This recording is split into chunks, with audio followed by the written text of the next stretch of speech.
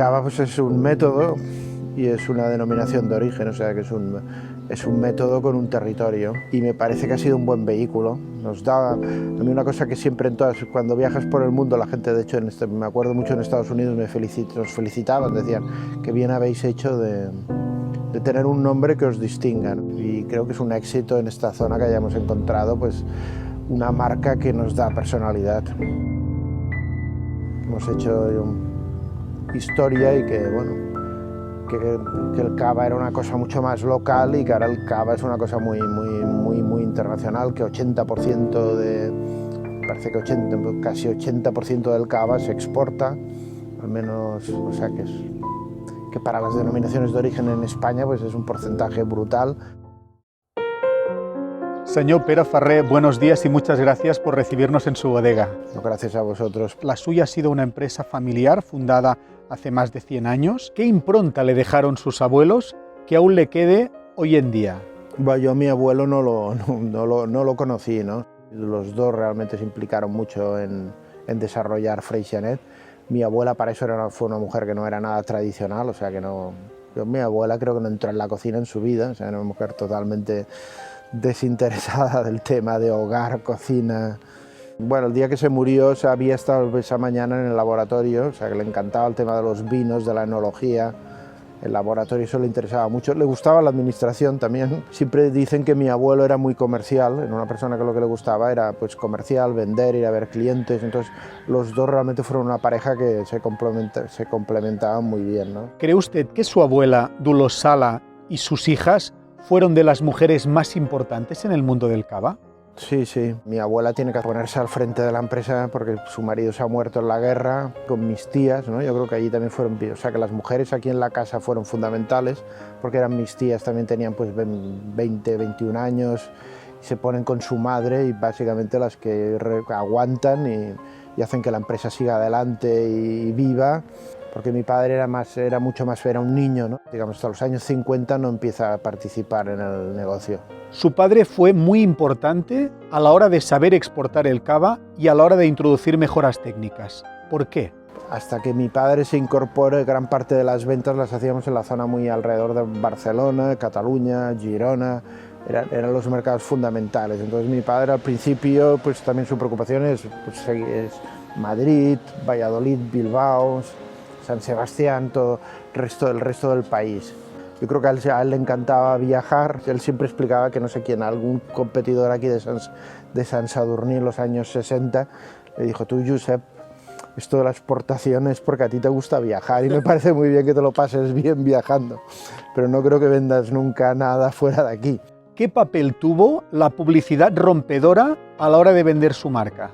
También creo que estaba en el ADN de la empresa, pues realmente pues invertir mucho en promocionar la marca. Liza Minnelli, Paul Newman, Raquel Welch, o sea, todos los grandes. Hicimos durante muchísimos años, durante décadas, pues unas publicidades también muy notorias. Yo creo que es decisión, ¿no?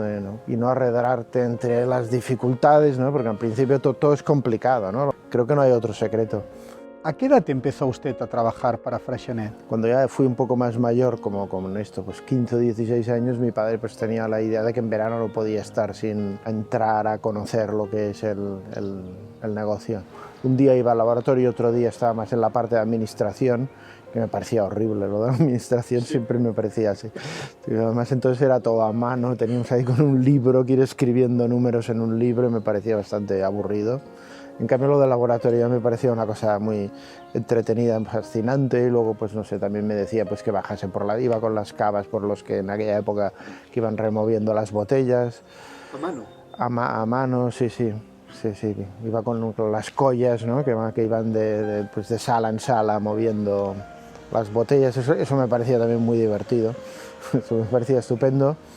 Y luego pues más cosas, y luego también por ejemplo con mi abuela también alguna vez me llevaba, porque a ella le gustaba pues por las mañanas ir a catar todas las barricas que había en la casa, a ver qué barrica, si había alguna barrica pues, que quizá había que separar, y pues bueno, esto me encantaba. También lo hacíamos antes de desayunar.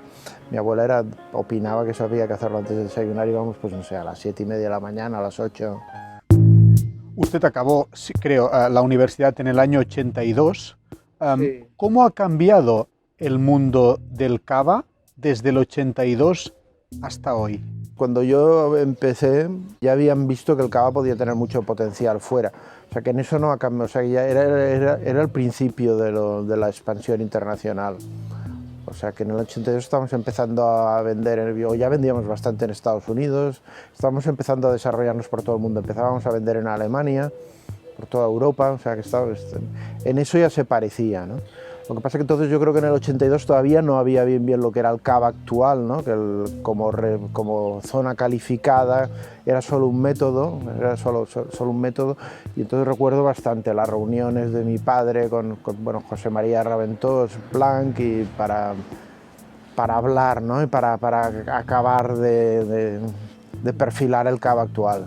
Había estudiado enología y viticultura en Madrid, luego me casé y luego nos fuimos. En el año 83 y 84 estuve en California, en la Universidad de Davis.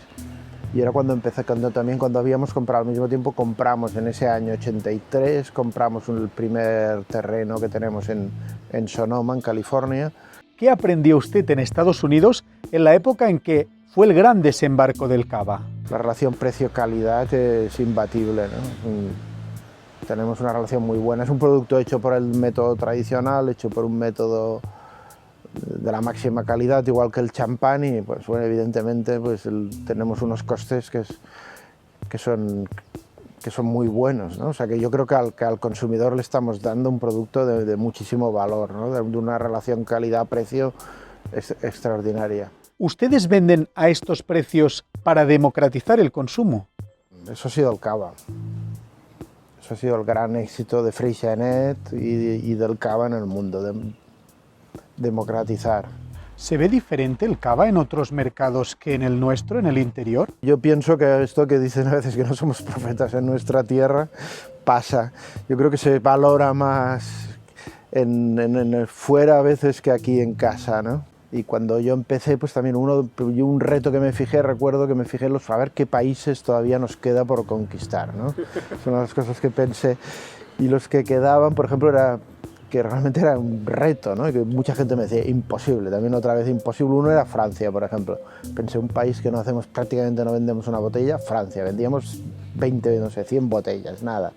Pensé, un reto Francia, otro reto Italia, otro reto Portugal, otro reto los países árabes. Pensé, me lo han dejado un poco aquí ya complicado los retos estos, ¿no?